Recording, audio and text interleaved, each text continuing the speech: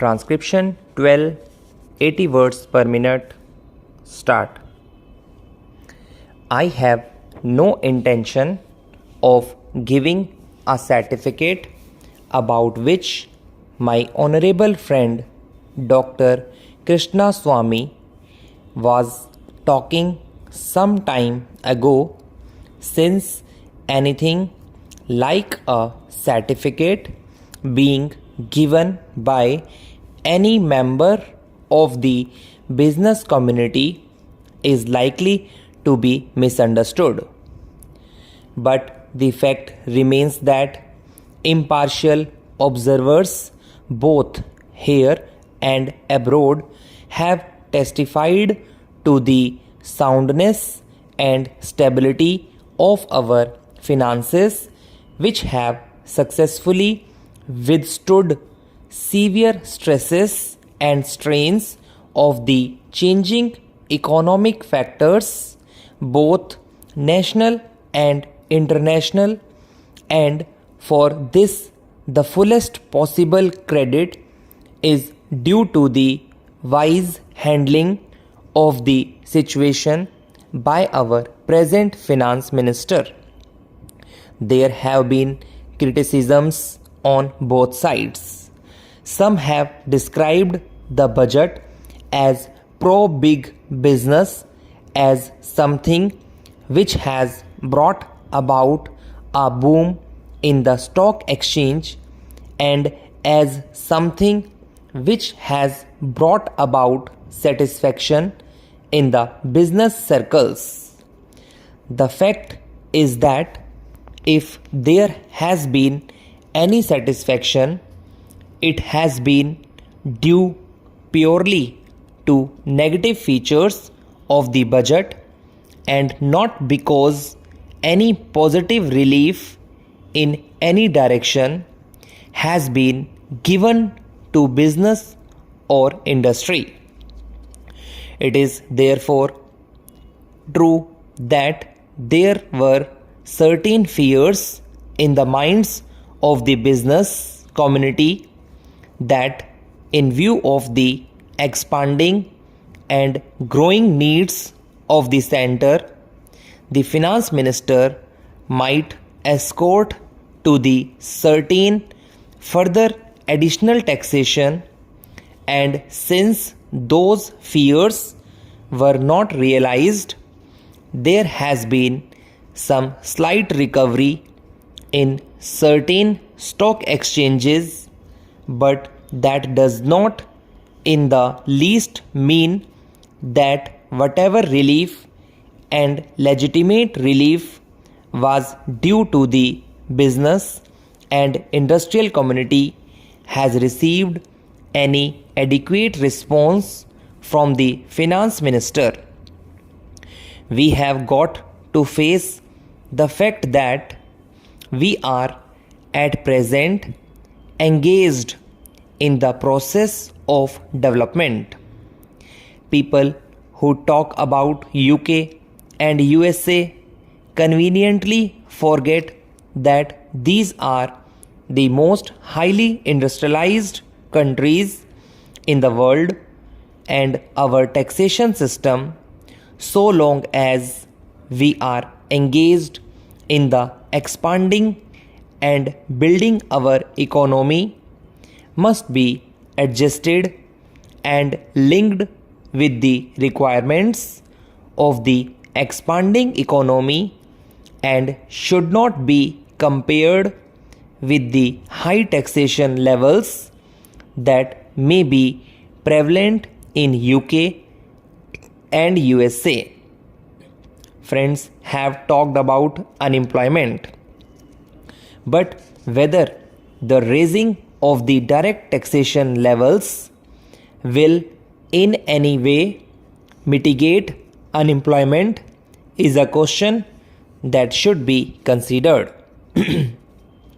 If the finance minister gives substantial relief in direct taxation, I think that might lead to an acceleration in the pace of development.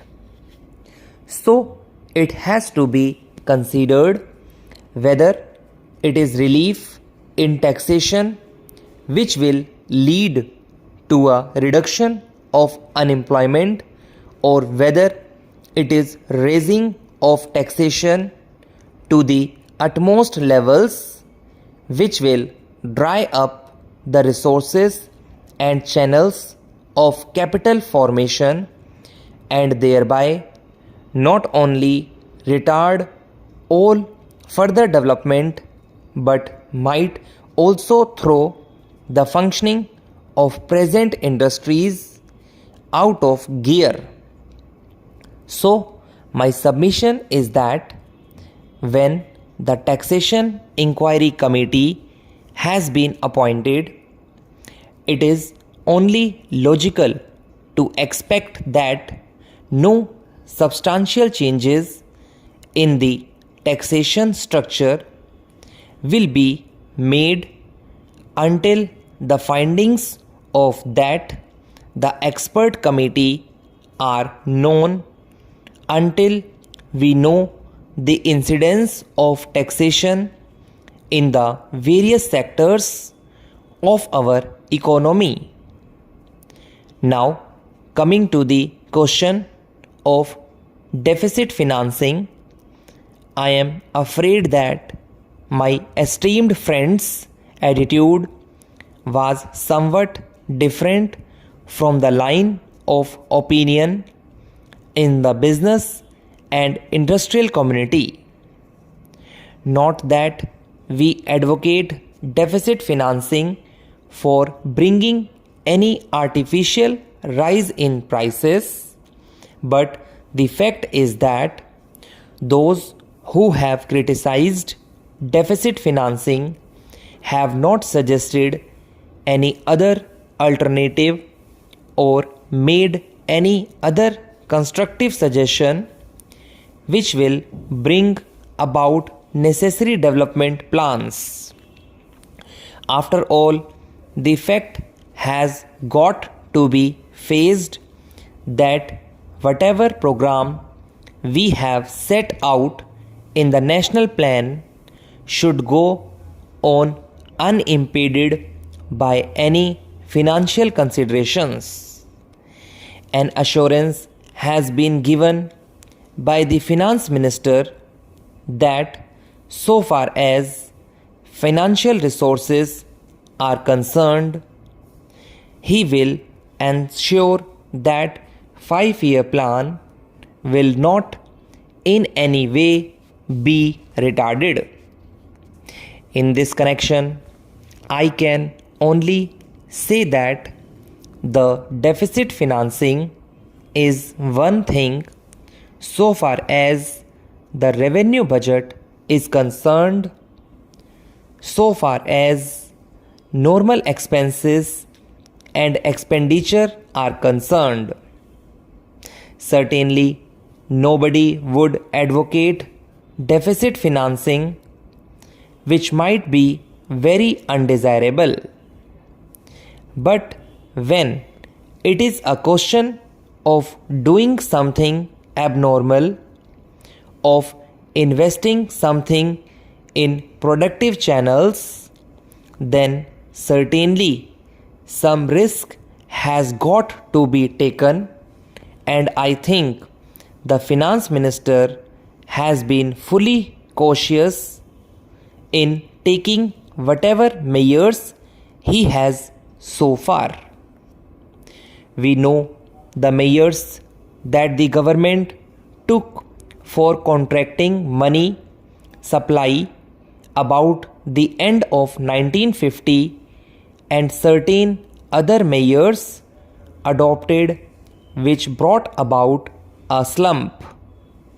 Also, from time to time, the finance minister did not hesitate to mop up the surplus, which, as the records would show, has been about rupees 300 crores during the past 4 or 5 years. We have got to face the fact that we are at present engaged in the process of development.